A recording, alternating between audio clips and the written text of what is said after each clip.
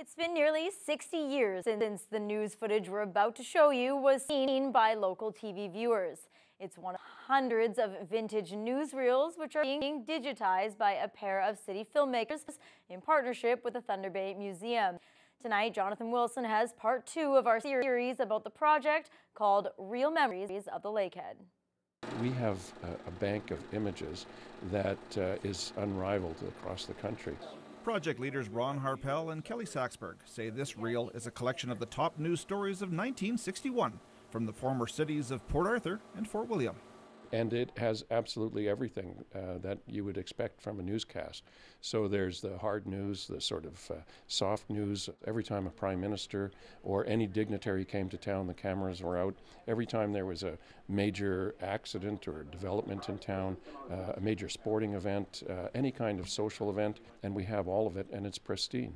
The couple offered their expertise in history and film to the Thunder Bay Museum to help liberate these historic images from their years in storage. Over 2,000 reels of film, dating from 1958 to 1978, had been preserved for decades by Dougal Media, which then donated them to the museum in the 1990s. Unlocking these memories and these images that, have been languishing in the museum for many, many years, not because of lack of wanting to do something with it, but it's just that it was out of everyone's range to have the digitization process. Among the gems in the 1961 newsreel is an interview by CKPR announcer Graham Thompson with newly elected mayor of Port Arthur, Saul Laskin. I feel very humble in this regard.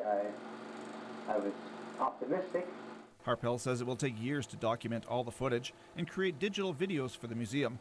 He's hoping the images eventually end up online where people can comment on them and help identify the faces and events. My objective is to take advantage of the knowledge that we have in the community. So there are lots of people, senior citizens, and they will be able to recognize instantly places, people, and events that are in the film and add to our knowledge. For example, we have footage of a golf tournament, and it's the Fort William Golf Club. And then somebody else will tell us who those players are, I'm sure. Harpel adds the museum is looking at creating a pay-per-view database for all the footage to help pay for the massive project.